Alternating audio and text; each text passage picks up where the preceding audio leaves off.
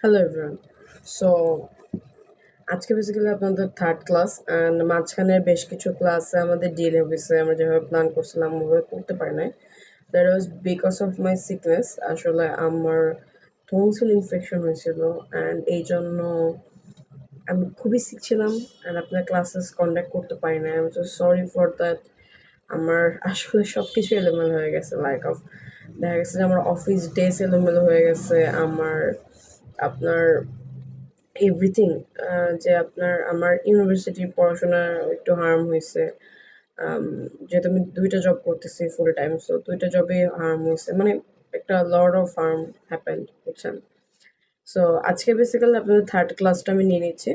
So আপনাদের third ক্লাসে আমরা মূলত গুপ্ত থেকে সেনা পর্যন্ত পড়বো। সরি, হ্যাঁ, ওকে। সো আপনাদের প্রথম স্লাইডে যেটা আমরা পড়বো দ্যাট ইজ অ্যাবাউট দ্য গুপ্তদের রুল সম্পর্কে জানবো। মূলত গুপ্তরা চতুর্থ থেকে ষষ্ঠ শতাব্দী পর্যন্ত আমাদের এখানে ছিলেন এবং যদি গুপ্তদের প্রতিষ্ঠাতা ছিলেন মূলত শ্রীগুপ্ত। শ্রীগুপ্ত, আচ্ছা, লেট মি রাইট হিয়ার। কোনো ইরর হচ্ছে পেনে, just a minute, let me check.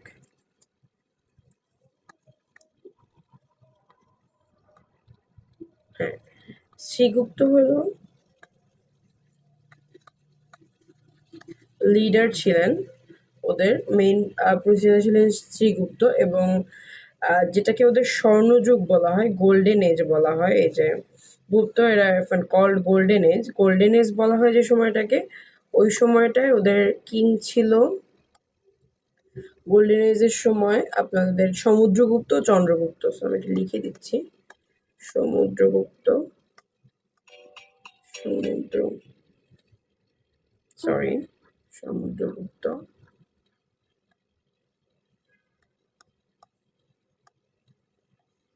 And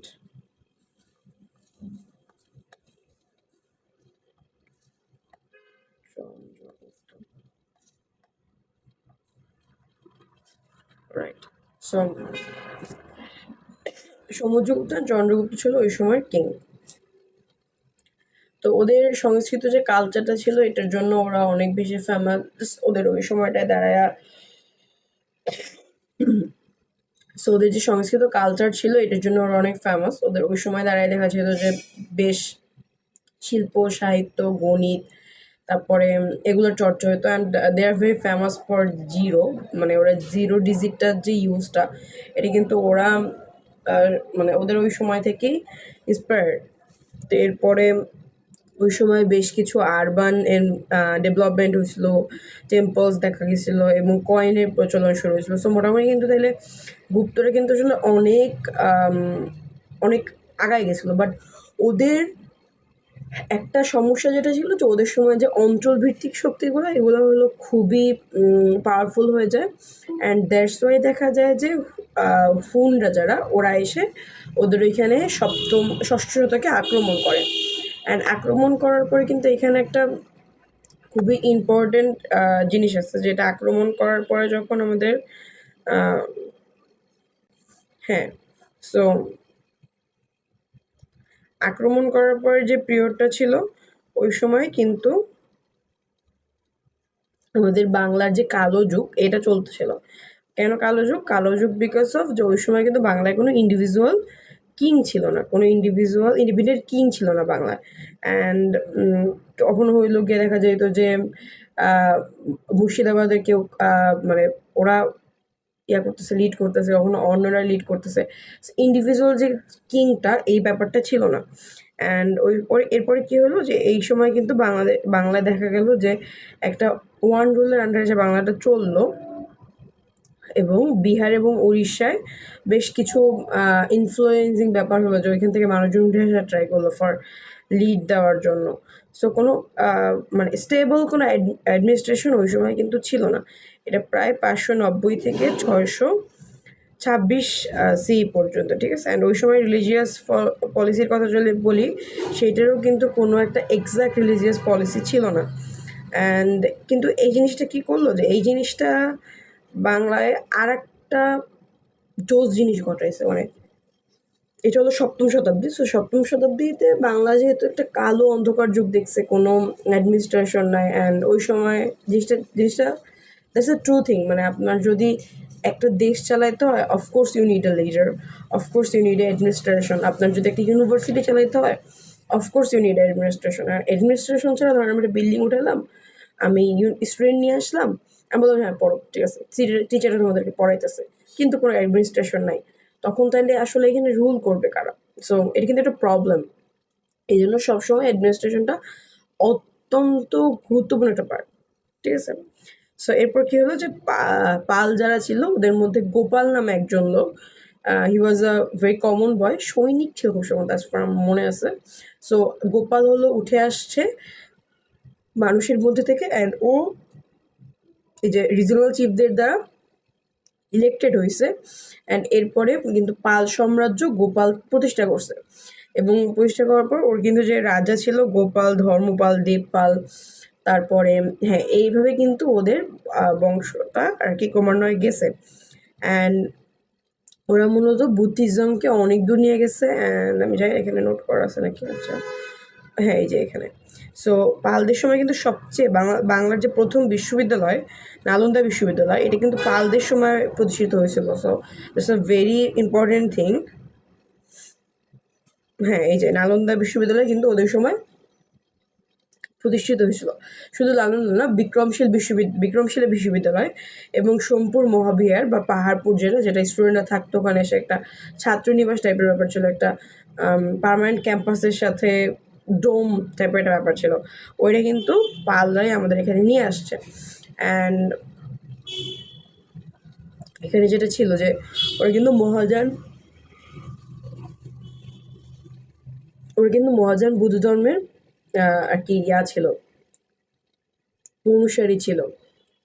এরপরে পালদের পরে আচ্ছা এটা লাগবে না, পালদের পরে বাংলায় কারা আসছে, এরা হলো সেন, ঠিক আছে? পালদের পরে বাংলায় আসছে সেনরা, এবং হেমন্ত সেন ছিল প্রথম রাজা, এবং এখান থেকে বল্লাল সেন, লক্ষণ সেন, তারপরে এরকম বেশ কিছু রাজারা আসছে।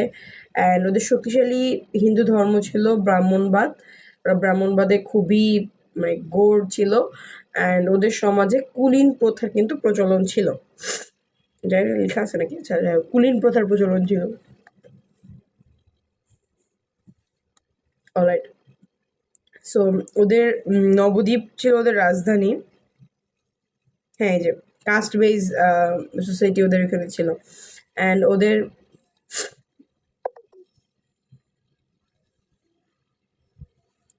কুলিং সিস্টেম ছিল। অ্যান্ড ওদের হলো রাজধানীর নাম ছিল নবদ্বীপ। সো আমি এখানে লিখে দিই, ওদের ক্যাপিটালের নাম ছিল বেসিক্যালি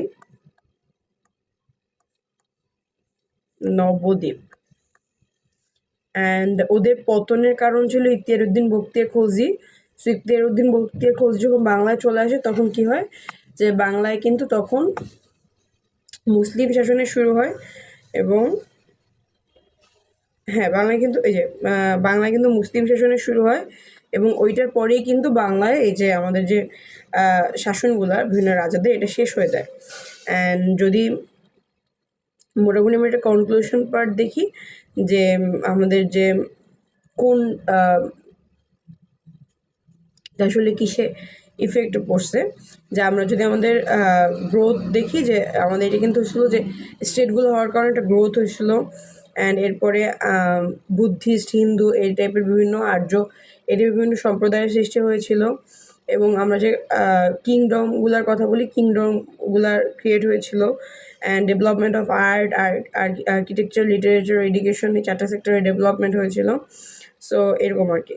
তো এখান থেকে মোটামুটি যে কোশ্চেনগুলো আসতে পারে, এটা কিছু কিছু কোশ্চেন্স এখানে লেখা হয়েছে। সো মোটামুটি যদি কোশ্চেনগুলো দেখেন, দেখবেন যে আমাদের অ্যান্সার্সের মধ্যে অলরেডি এগুলো আমরা আলোচনা করছি, যে গুপ্তায়ন মৌর্যদের মধ্যে কি অ্যাডমিনিস্ট্রেশন পার্থক্য ছিল, তারপরে সংস্কৃত বাংলার যে ব্ল্যাক টাইমটা, ওই টাইমটা বাংলা আসলে কীরকম ইফেক্ট ফেলছে। সো এরকম সব কিছু। অ্যান্ড নেক্সট ক্লাসে আমরা কোশ্চেন দিয়ে আপনাদের কোশ্চেন দিয়ে সলভ করাবো, মিডের কোশ্চেন দিয়ে। ওকে, সো এটা হলো আপনাদের হোয়াটসঅ্যাপ গ্রুপের লিঙ্ক। আপনারা চাইলে আমি ডিসক্রিপশনেও দিয়ে দিব, এখান থেকে আপনারা চাইলে সবগুলো নোটস নিয়ে নিতে পারবেন। And that's it for today. তো এই পর্যন্তই ছিল। 10 মিনিট আর কি আগে গত ক্লাসে 10 মিনিটটা বাকি ছিল, এটা আমি গতকালকে আসলে নিতে পারিনি ওই দিন because of my sickness. So আজকে এই পর্যন্তই। অ্যান্ড নেক্সট ক্লাসে আমরা কোশ্চেন সলভ করবো অ্যান্ড খুবই ফাস্ট তো আপনাদের কালকে পরশুর মধ্যে আপনারা নেক্সট 2টা ক্লাস পেয়ে যেতে পারেন। সো খুব ফাস্ট আপলোড করে দেবো যাতে আপনাদের যাদের পরীক্ষা আছে সিটি এটার জন্য হয়ে যায়। ওকে, বাই বাই, থ্যাংক ইউ।